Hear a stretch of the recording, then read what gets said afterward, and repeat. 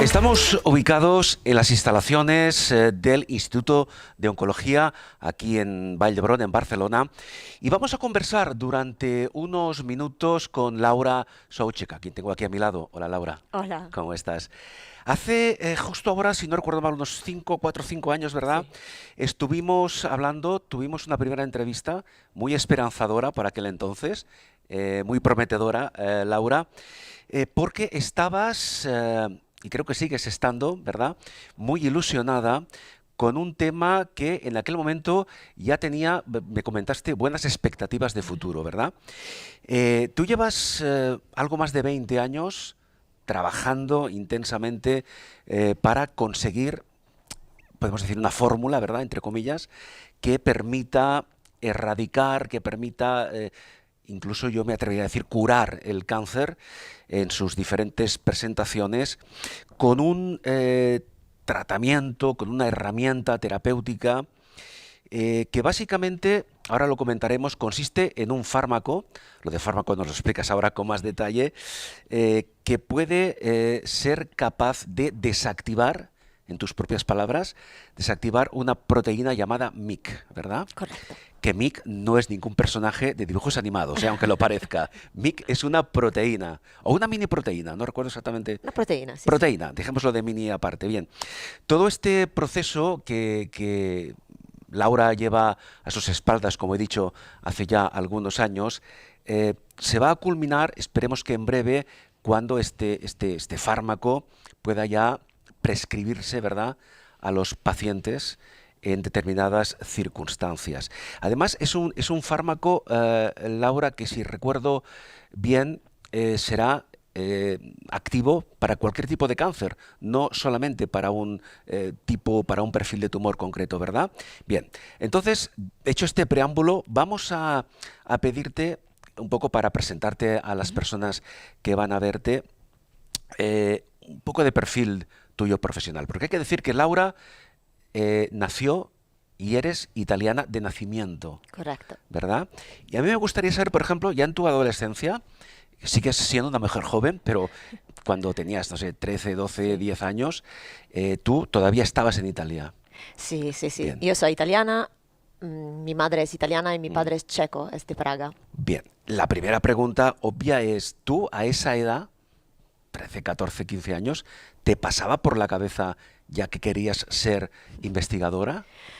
Bueno, yo creo que ser investigadores es una cuestión de actitud, más que de profesión, en el sentido Sí. que yo a esa edad, hasta antes, era una de estas niñas molestas que preguntaba por qué de cualquier cosa, ¿no? Claro. Preguntaba constantemente cómo funcionaban las cosas, por qué funcionaban así. Todo esto me fascinaba mucho. Entonces quizás no tenía claro que iba a ser científica o investigadora, pero Sí. tenía claro que tenía una curiosidad un poco desproporcionada a veces, y además me fascinaba la naturaleza. Me ha hecho gracia lo de que eras una niña molesta, entre comillas, ¿verdad? Sí. En clase tus compañeras o compañeros te miraban un poco así, ¿verdad? Sí. Y A no veces es- me preguntaban, ¿pero por qué te importa? Claro. Esto sí. Muy bien. Bien, entonces, ¿en qué momento tú ya tienes más claro, más definido que quieres trabajar en la investigación, que quieres ser científica? ¿Cuándo ocurre en tu vida esto? En el momento de tener que decidir qué estudiar en la universidad, decidí que tenía que ser algo relacionado con la naturaleza. Sí. Y me apunté a la Facultad de Ciencias Biológicas Ujú. y ahí encontré la biología molecular. Sí. Todo en la naturaleza me parecía perfección pura, Ujú. hasta que me encontré con el tema del cáncer Sí, y ahí algo fallaba. Algo claro. en esta perfección de la naturaleza fallaba terriblemente. Y entonces ese ángulo me fascinó y decidí que no solamente quería investigar en el laboratorio, pero que quería investigar el cáncer. El cáncer era algo que desafortunadamente había ya conocido a través de la familia o a través de amigos Sí, y entonces quería aprender más. claro. Y en ese momento todavía estabas en la universidad en Italia. Sí, sí, Ujú. en La Sapienza, en Roma. Muy bien. Claro, hay otro momento en tu vida que es clave. Tú ya estás en la universidad, ya tienes esa percepción de que quieres dedicarte a investigar, quieres ser científica en un futuro, pero dejas Italia. Dejas Sí, Italia porque ¿qué es lo que ocurre en tu vida? bueno, antes de todo, yo seguí siempre el objetivo de inhibir a Mick, y ahora te explico por qué. Sí, Cuando me di cuenta que Mick estaba involucrado en todos tipos de cáncer, me pareció la diana ideal para atacar al cáncer. MYC es una proteína compartida por todos tipos de cánceres humanos. ujú, Y tiene la peculiaridad que es una proteína que se encuentra en el núcleo de la célula y que se compara a menudo con un director de orquesta, sí, una proteína que decide qué genes se tienen que transcribir cada vez que una célula tiene que dividirse. Para darte un ejemplo, tenemos una herida. ujú, La herida tiene que cerrarse. claro, Entonces las células tienen que empezar a dividirse. ujú, Y MYC, en ese caso, se activa sí, y dice a las células, hay una herida a dividirse bien, ahora. MYC se queda solamente durante ese breve momento para instruir las células, que es el momento de o sea, Mick dividirse. da las órdenes, Sí. de alguna forma. Y esta orden en particular de dividirse, de proliferar. El problema es que en el cáncer MYC nunca desaparece. Ujú, En las heridas MYC se sí, enciende y se apaga cuando la herida está cerrada. claro, En el cáncer sigue diciendo a las células hay una herida que se tiene que curar sí, cuando la herida no claro. existe. Es decir, toma su propia iniciativa. Exactamente, se vuelve un Ajá, poco loco, ¿no? claro. Y en este sentido, a mí me pareció importantísimo Mm, inhibir a MYC en las células del cáncer. claro, pero vamos por partes. Tú Sí, estás todavía en la universidad en Italia. sí. ¿Tú ya conocías a Mick en aquel entonces? Sí, ahí me centré específicamente en MYC, en el laboratorio de Sergio Nasi en Italia, porque Sí, él se ocupaba de MYC. bien. Y ahí aprendí que MYC para funcionar tenía que formar una pareja con Mm, una otra proteína que se llama Max. MYC y Max. Tú Mick y Mac. decías nombres que parecen Sí, de sí, cómics, ¿no? es cierto. Sí, sí. Sí, Mick de y Mac. dibujos animados. Sí, MYC y Max. Y cuando MYC y Max se unen, ajá. son capaces de formar como una pinza que Ujú, se pega al ADN sí, y dice cuáles son los genes que se tienen que transcribir en el ADN. Se mueve sí. en el ADN y dice, este gen sí, este no, este sí, este no. Y estos son los genes que permiten a las células de dividirse. Ujú, Esta pinza, MYC y MAX, es lo que permite la regulación de los genes para la proliferación. bien. Estamos hablando de la estructura clave Sí, que ha dado lugar, que ahora lo comentaremos, a toda esta serie de pruebas, de investigaciones, de más pruebas de correcto. laboratorio, etcétera. Claro, tú dejas Italia y vas ¿a dónde vas? Voy a Estados Unidos. Esto porque lo Sí. que había mostrado en Italia es que se podía inhibir a Mickey, romper la pareja Mickey-Max, Ujú, y utilizando un Max alternativo, una pareja alternativa sí, por Mick, que se llama HomoMic. La diseñé yo. claro. Entonces, este HomoMic se une a Mick, rompe la pinza Mickey-Max Sí, y desplaza MYC del ADN. MYC y HomoMYC no son una pinza funcional, no se pueden unir al ADN, por lo que esta fue mi primera intuición. sí. Lo probé en células y solamente las células del cáncer se morían, pero no las células normales. Ujú, Para mí este era ya una indicación muy buena que el atacar a MYC era posible. Pero me dijeron, este experimento lo hiciste en células. Para demostrar que esto sea claro. útil, de Mm, verdad lo tienes que hacer en animales. Claro, experimentación en animales, pero esto Sí. ya en Estados Unidos. No, por esto me fui a Estados Bien, Unidos, bien, porque bien. en Italia no podía hacer esta experimentación en particular. Entonces me Ajá, fui en Estados Unidos, sí, donde había un laboratorio ujú, en el que podía probar Omomic sí, en animales, en animales. ¿En eh, qué tipo de animales? en ratoncitos. En Y ratoncitos. te digo que para mí fue Sí, un problema importante porque claro. yo no quería trabajar con animales. Ujú, En esa época estaba convencida que se podía hacer investigación sí, sin animales y luego cambié completamente claro. idea porque para desarrollar un fármaco Ujú. todavía no tenemos la oportunidad de evitar estudios en animales. Es algo, en algunos casos, incluso lamentable, pero es que no hay otra solución, ¿verdad? Si no se experimenta previamente con lo que se llama animales de laboratorio, las investigaciones no pueden avanzar. Es que No, es así. y ese es un punto muy Nos importante. cuesta entenderlo, pero es así.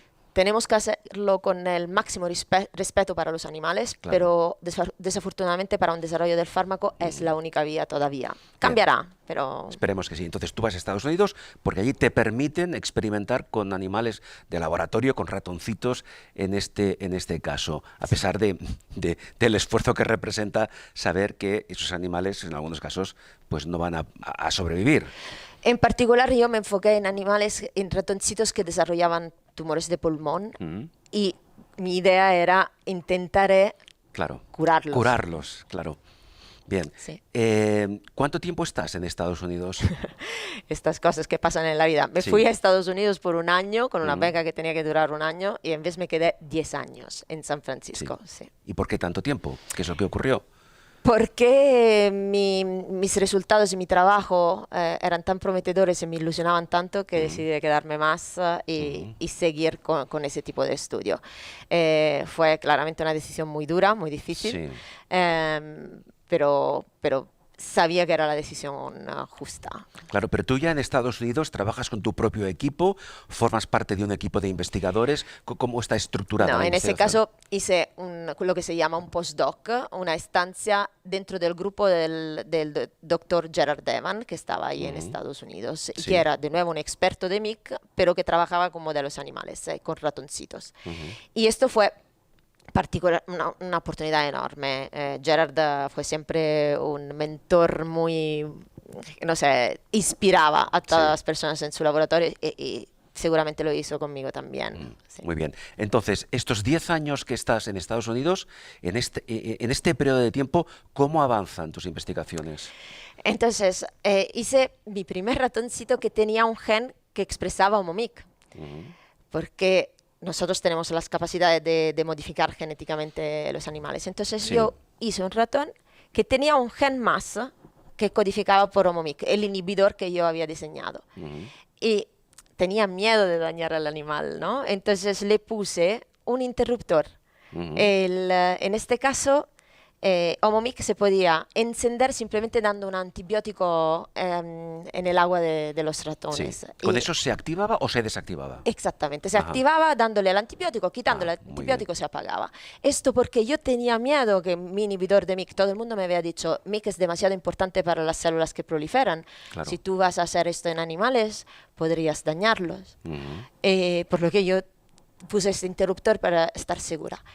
Y encendí Omomic. ujú. Y me acuerdo que me quedé ahí Sí. mirando a los ratoncitos, no me quería ir a casa porque tenía miedo. Claro, para ver la reacción, la Sí. posible reacción. Y Claro. veía que los ratoncitos estaban perfectamente bien. Me quedé ahí hasta la noche mirando a estos ratones. A un cierto punto Mm, me fui a dormir, volví súper claro. temprano, el ratón estaba bien. Ujú. Y entonces pensé, Qué alegría, ¿no? sí, ¿Verdad? la verdad es que pensé, Omomic no funciona, no está haciendo Claro, nada, claro. porque me parecía imposible. Después de lo que me habían dicho todos, que todo el mundo Sí. me había dicho que esto podía ser peligroso, Mm, me lo había creído. claro, posibles efectos secundarios, Sí, interacciones, sí. etcétera. Pero Omomic estaba funcionando, Ujú. porque cuando cruzamos este ratoncito que tenía Sí. Omomic con los ratoncitos que desarrollaban tumores de pulmón, Ujú.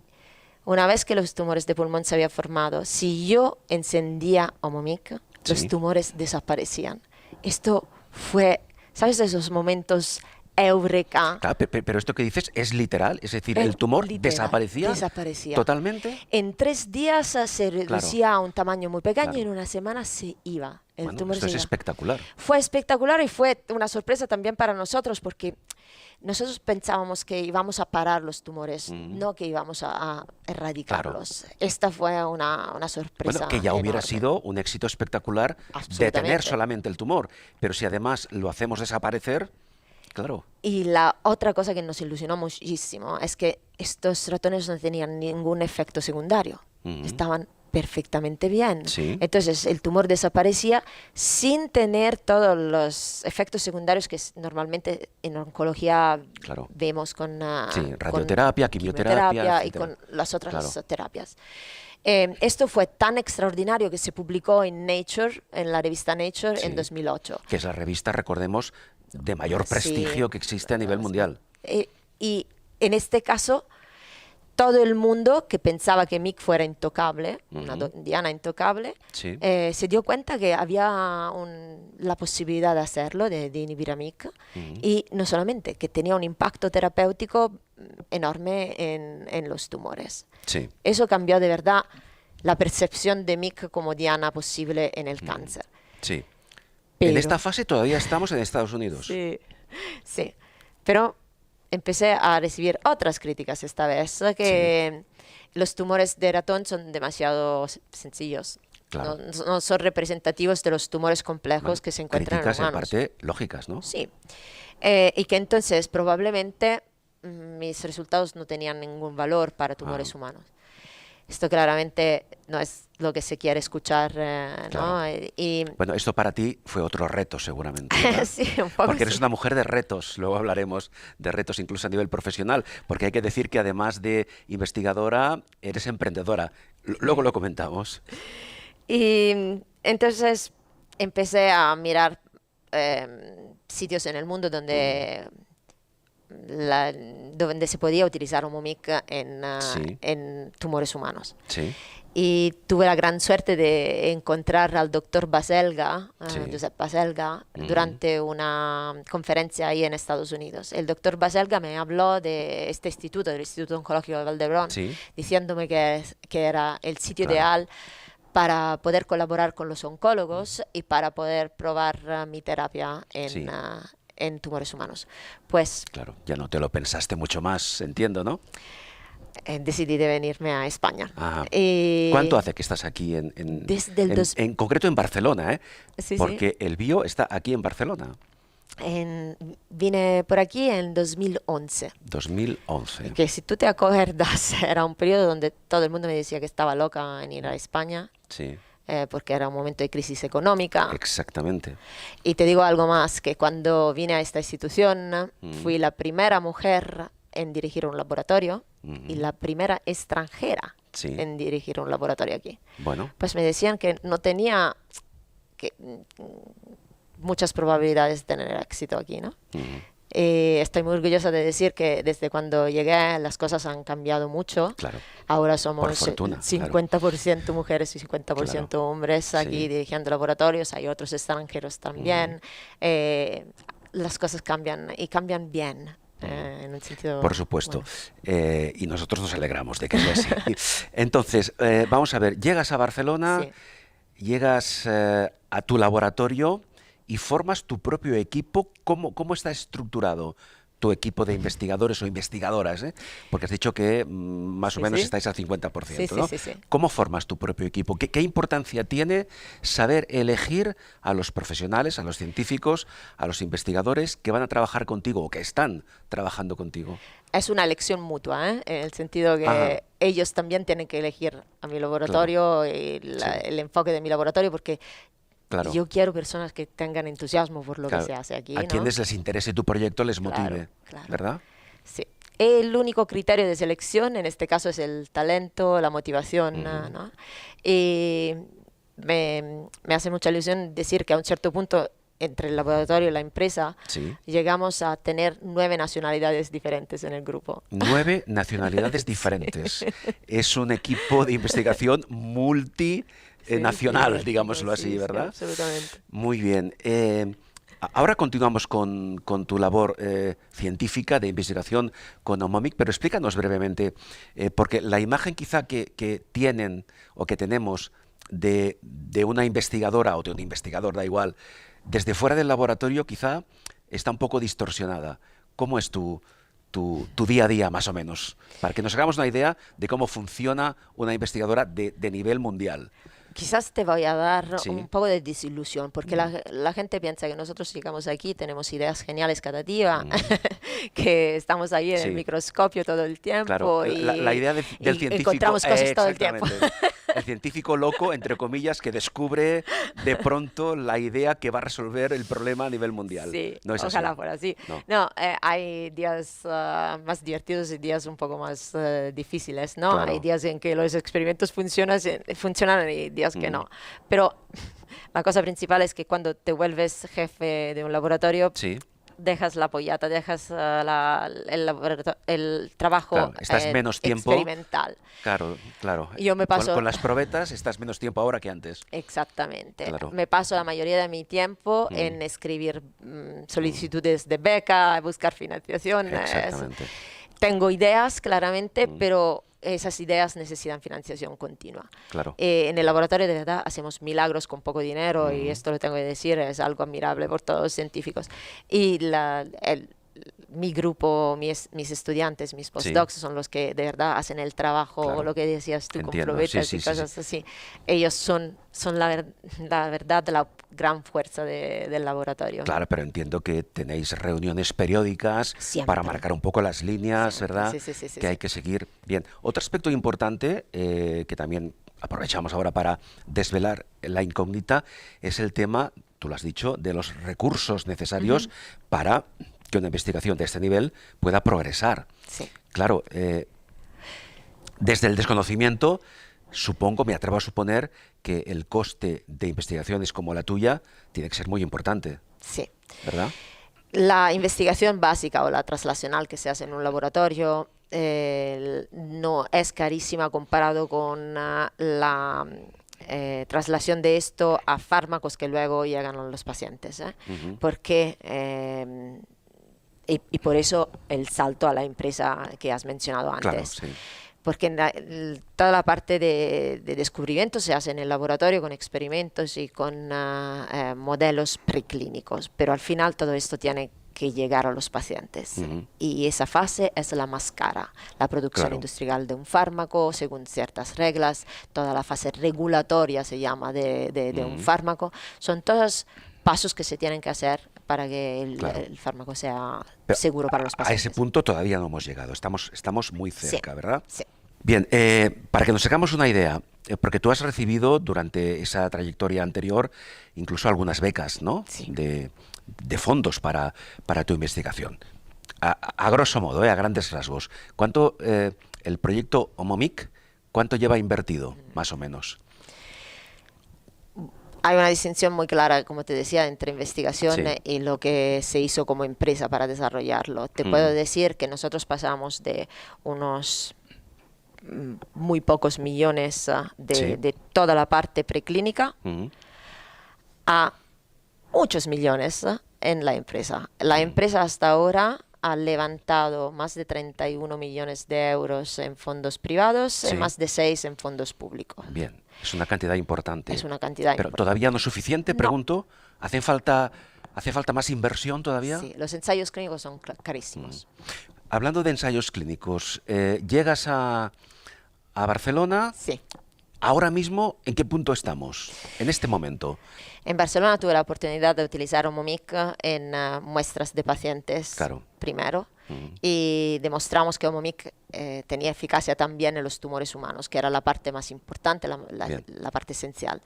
A ese punto me planteé de transformar Omomic en un fármaco accesible a los pacientes. Y es ahí donde decidí de crear la empresa. Con Bien. mi compañera María Bolio, fundamos Sí. la empresa en diciembre de 2014. Ujú. Desde entonces hicimos todas las pruebas de la posibilidad que Omomic fuera un fármaco. Sí. Nosotros descubrimos que Omomic, que en este caso es una mini proteína, y Sí. te había dicho que MIC es una proteína. Sí. Omomic es una mini proteína, es un pequeño. Claro. Y tiene la capacidad de penetración celular. Es una proteína que nosotros podemos dar a las células Sí. y esta proteína encuentra su camino dentro de la célula hasta Claro. su núcleo donde está escondido. Eso el es núcleo. importante, ¿verdad? Que Esto pueda es- penetrar en la célula Y, es un factor clave. y era la cosa que nadie se esperaba. Todo el mundo me decía, de nuevo, que Omomic no se podía darle a las células. En vez, Omomic tiene esta capacidad de penetración celular Muy bien. que lo hace una herramienta posible para desarrollo farmacológico. Muy bien. Entonces, creamos la empresa Peptomic y empezamos a desarrollar este fármaco para que pudiera llegar a los pacientes. Sí. Esto tiene varias etapas. Ajá. Tú tienes que, etapas, así dice, ¿no? Sí. Esto se tienen que hacer varias pruebas para que este fármaco sea considerado seguro, ¿no? Se tiene que considerar seguro. No se puede dar cualquier cosa a un paciente Claro. humano. Entonces, Y aquí tuvimos la que hacer regulación es muy estricta, ¿eh? muy estricta. Se Como llama debe fase ser, claro, regulatoria claro. de un fármaco. Entonces tuvimos que demostrar que el fármaco estaba seguro, que no tenía riesgos al menos obvios para humanos. Y en 2021, por fin, llegamos a utilizarlo en los primeros pacientes en la clínica. Pacientes en el primer reales, ensayos clínicos. Sí. Exacto. Esto es importante lo que dices tú. Son pacientes reales porque en oncología no existen ensayos clínicos con voluntarios. En oncología, desde la fase 1 se utilizan pacientes. En particular, en oncología, los pacientes que entran en una fase 1 son Sí. pacientes que han agotado todas las Otras opciones terapias terapéuticas. y que ya no Exactamente. tienen, Es digamos, una posible vía alternativa es un- de solución. como su último recurso, Claro, ¿no? claro, sí, sí. De estar incluidos en un ensayo clínico. Aún así, perdona, ¿cómo se decide? ¿Qué protocolo existe para que un paciente en este estado pueda participar en un ensayo clínico? Porque no todo el mundo puede entrar en un ensayo de este tipo, ¿no? Es correcto. Hay criterios de inclusión en los diferentes Vale. ensayos y estos son establecidos por los oncólogos. Recuerdo que yo no soy oncóloga, yo soy investigadora. Sí. Entonces no decido yo estos criterios de inclusión, estos los deciden los oncólogos según algunos parámetros que son diferentes por cada indicación oncológica. Bien. En nuestro caso, nosotros tuvimos la posibilidad de incluir todos pacientes con tumores sólidos, en el sentido que como MIC tiene un papel en todos tipos de cáncer, nosotros Sí. pudimos decir, este ensayo Sí. puede ser accesible a los pacientes que tengan cualquier tumor sólido. Sí. Cuando digo sólido, significa que no es un tumor de la sangre, ¿no? En ese caso no sería factible. No, ese es como leucemia, linfomas, Sí, sí, sí. estos no son Bien, tiene que ser el perfil de tumor sólido. correcto. Y abrimos entonces el estudio en 2021, y un estudio de fase 1. Ujú. La fase 1 está diseñada para comprobar la seguridad de un fármaco Sí. antes de todo. Por eso Este es el primer criterio. Sí. Si el fármaco no es seguro, no puede continuar. Se acaba ahí. Se acaba. Y por eso los primeros pacientes que se tratan con dosis muy pequeñas del fármaco, Claro. porque la prioridad es no dañar al paciente en este caso. Ujú. Entonces, sí, se empieza con dosis muy bajas. Sí. Si esas dosis resultan seguras, se puede aumentar. Se llama escalado de dosis, de Muy hecho. bien. Y se procede en esta manera. Se prueba una dosis más alta, si esa es segura, se puede escalar. Bien. Y así se procede hasta encontrar una dosis que es eficaz y que no, Sí. que no causa efectos secundarios Bueno, y la importantes. gran pregunta es, ¿se ha encontrado ya esa dosis? Sí. ¿La habéis encontrado? Sí, el ensayo de fase 1 se ha cerrado en octubre del 2022. No, hace poco tiempo, ¿eh? Poco tiempo. Lo que vimos es que el fármaco está extremadamente seguro. Nosotros lo habíamos visto ya en animales, Sí. Pero hasta que no se comprueben en los O sea, pacientes si se tiene ha la duda. comprobado en esta fase del ensayo que en pacientes reales funciona. Sí, que no tiene efectos secundarios y que tiene actividad, sí, que tiene una eficacia en los pacientes. Cuando yo te hablo de eficacia, ahora te tengo que explicar de qué tipo, Claro, claro. Sí, sí. porque hay expectativas diferentes, ¿no? En nuestro caso, esto te decía que eran pacientes muy avanzados que habían agotado Claro. todas las opciones terapéuticas. Otras posibilidades. Exactamente. Entonces nosotros vimos que varios pacientes. Nosotros ensayamos, seguimos un poco el crecimiento del tumor por TAC, ¿no? Por imagen del tumor. Se hace como una foto del tumor. Sí, una tomografía. Sí, antes y después del tratamiento. Claro. Y ves cómo ha cambiado el La tamaño del evolución, tumor. claro. Y en este caso nosotros vimos que estos pacientes que habían entrado todo en el ensayo con un tumor que estaba creciendo muy rápidamente, después de 9 semanas de tratamiento, Sí. fue ahí que hicimos la primera TAC, Sí. vimos que de 12 pacientes que llegaron a ese ensayo, 8 Sí. habían parado de crecer. Los tumores Se había habían... detenido 8 la progresión del tumor. 8 de 12 pacientes se habían Y beneficiado eran del diferentes tipos de tratamiento. tumores, ¿eh? Todos Sólidos, tumores pero diferentes tipos. Sí, tuvimos este efecto en cáncer de páncreas, en cáncer de pulmón, Sí. en cáncer de ovario, Sí. en cáncer de colon, en sarcoma y un tipo de tumor que se llama tumor de la glándula salival. Entonces, Bien. tipos de tumores Bueno, muy diferentes. Una muy buena noticia. Exactamente, y para nosotros fue algo excepcional. En particular, una paciente con cáncer de páncreas, Claro. que Es uno de los que es más uno de- difíciles de Sí. tratar. Sí. Claro. Mostró una reducción de su volumen tumoral y de sus metástasis, porque de nuevo hablamos de paciente metastásico, una reducción del 49%, la mitad. La mitad. Por tanto, el proyecto en el cual estás ahora trabajando parece que también puede funcionar en cáncer metastásico. Sí. Y la cosa que nos ilusiona es que claramente este es un número muy limitado de pacientes, pero nos anima a seguir con nuestros estudios. Lo que estamos haciendo ahora es de pedir el permiso a las agencias regulatorias Sí. de empezar un nuevo ensayo clínico. En este caso tendremos que enfocarnos en una indicación oncológica particular. Sí. Y hemos pedido el permiso de empezar un estudio en pacientes con cáncer de páncreas específicamente. Bien. Todo el mundo nos dice que estamos locos porque el cáncer de páncreas es uno donde fracasan casi todos los fármacos. Cierto, sí. Pero me habían dicho de estar lejos, Claro. de quedarme lejos de MIC. Pero Me no habían es la dicho que- primera vez que te lo dicen. Exactamente. Por tanto, Me habían dicho que Omomic nunca Claro. iba a ser un fármaco, me habían dicho muchas cosas. tú Pues, afrontas ese reto, pero afrontas también el riesgo, esperemos que no, de que al final no funcione. sí, absolutamente. Claro. Nosotros tenemos muchísima esperanza que esto funcione, que sí. claramente, pero cada ensayo clínico tiene riesgo intrínseco de Claro, sí, fracasar. sí, sí, sí, Y por esto estamos buscando financiación para no necesariamente invertir todos nuestros esfuerzos solamente en una indicación oncológica. Nos gustaría probar diferentes.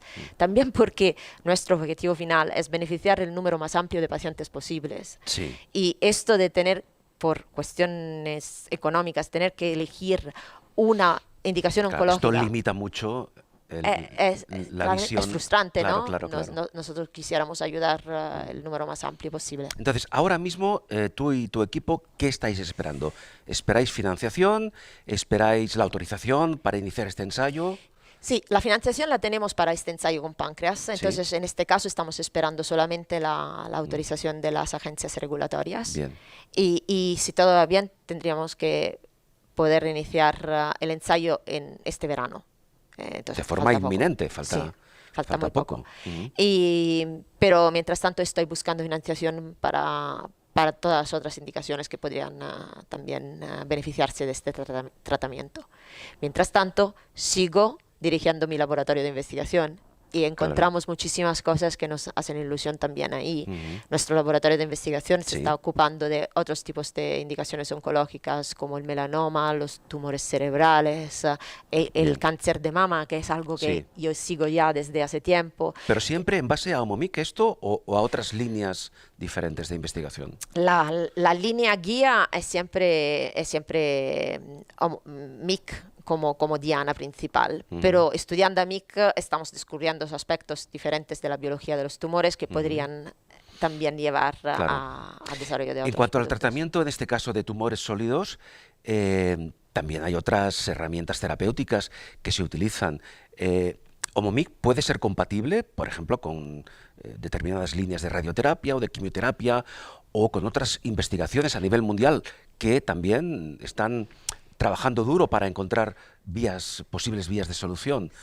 ¿Hay compatibilidad? Sí, gracias por hacerme esta pregunta porque la verdad es que casi ningún fármaco ahora podrá llegar al mercado y a ser utilizado en la clínica solo. Lo que se hace normalmente es que un fármaco nuevo se añade a los fármacos ya existentes. Y este es una oportunidad, pero es también un riesgo para los pacientes. Normalmente se añade toxicidad. Se dan cócteles de fármacos a los pacientes que desafortunadamente aumentan sus efectos secundarios.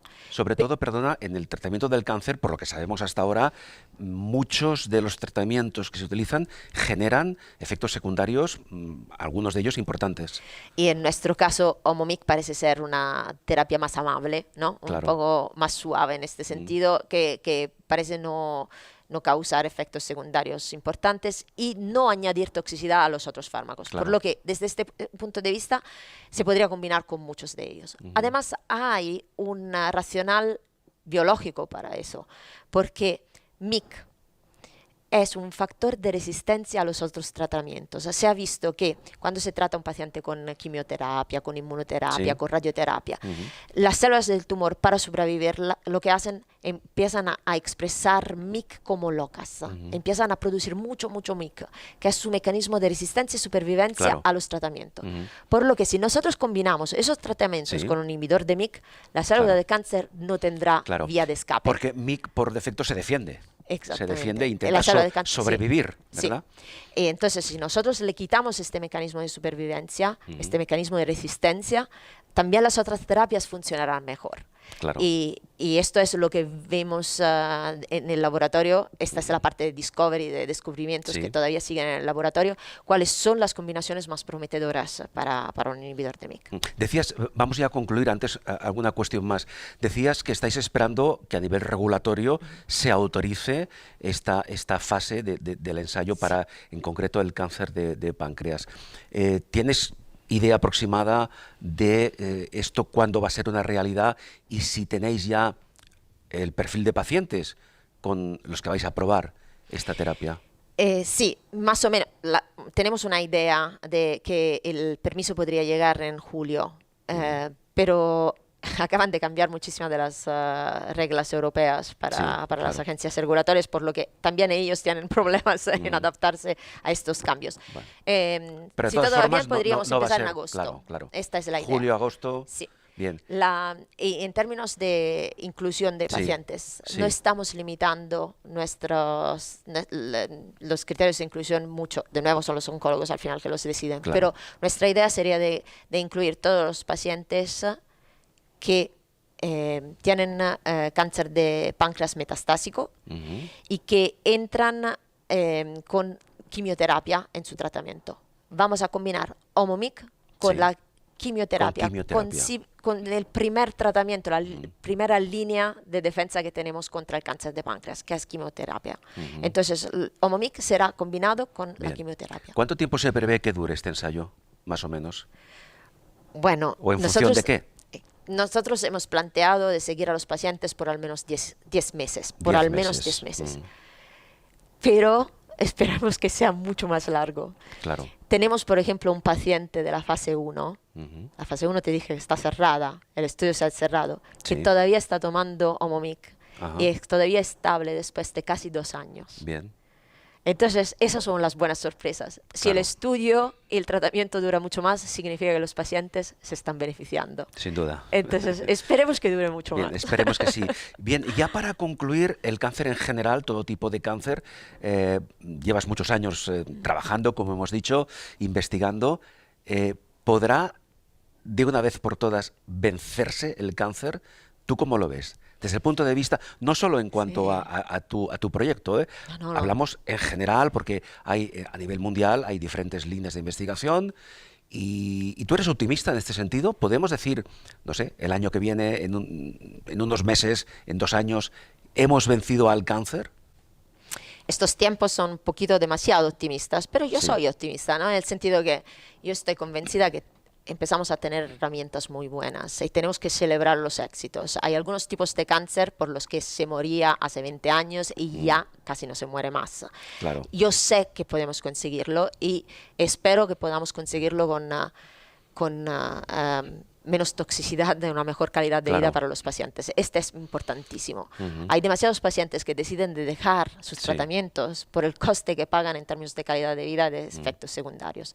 Nosotros tenemos que mantener eso, ¿no? Tenerlo en cuenta y, Sí. y desarrollar fármacos mejores para ellos. Y yo creo que podemos hacerlo. El ejemplo de Omomic, por ejemplo, deja claro que hay algunas dianas que son compartidas por los diferentes tipos de cáncer. La medicina personalizada ha hecho milagros. Nos ha enseñado que los cánceres son diferentes y que se Sí. pueden tratar con terapias diferentes. Si combinamos estas terapias diferentes con algo que en vez juega y ataca dianas compartidas entre los diferentes tipos de cáncer, yo creo Sí. que tendremos sinergia, tendremos un efecto mucho más fuerte. Entonces, la terapia personalizada con algo como un inhibidor de MYC, Bien. para mí, será la receta Puede ser la ganadora. línea definitiva Sí. para resolver Sí. de una vez por todas esta auténtica lacra que es el cáncer. Se me ocurre una última pregunta, claro. Si conseguimos que el cáncer desaparezca, conseguimos vencer el cáncer, ¿se podrá, supongamos que ya lo hemos conseguido, se podrá también eliminar el riesgo de recidiva, el riesgo de que el cáncer vuelva a aparecer después de algún tiempo? ¿Qué se sabe a este respecto? Muy breve, para Sí. concluir. Este es un tema que se discute mucho, ¿no? Es más importante un fármaco que te hace desaparecer el tumor, pero cuando el tumor vuelve más fuerte, resistente a todo, o es más efectivo un fármaco que te para el crecimiento del cáncer, Claro. lo controla, Lo estabiliza. y lo controla para que no te mate, ¿no? Claro. A largo plazo. Esos son temas que se están discutiendo y que Claro. se miran con mucha atención. También por un coste. Siento tener que decirlo, pero también sabemos que estos tratamientos son a veces muy caros. Y pensar en tratamientos a largo plazo significa también que tenemos que hacer un esfuerzo y reducir el precio de estos fármacos, porque Claro. si no es inviable, ¿no? Y Sin esto duda, es sí. muy importante. Todo está ligado. Investigación e inversión Todo van de la y- mano. Sí, y tenemos que trabajar con las farmacéuticas y con estos partners. Laura Soucek, muchísimas gracias. Ha sido, como siempre, un placer charlar A ti, contigo Carlos. y aprender mucho más sobre esta labor importante, determinante, efectivamente, en la que te deseamos muchísimos éxitos y que este ensayo que vas a iniciar muy pronto dé los frutos que tú esperas y bueno, y que esperamos todos. Laura Soucek es codirectora del programa de investigación preclínico y translacional del Instituto Vall d'Hebron, Instituto de Oncología. Es también jefa de grupo del grupo de modelización de terapias antitumorales de este mismo instituto. Además, eres profesora investigadora del ICREA desde 2014 y profesora asociada del Departamento de Bioquímica y Biología Molecular de la Universidad Autónoma de Barcelona desde 2015 y, por último, claro, fundadora y directora, es la vertiente empresarial, pero que va indisolublemente unida a esta investigación, fundadora y directora general de Peptomic. Repito, Laura, ha sido un placer y muchísimas gracias. Gracias a ti, Carlos.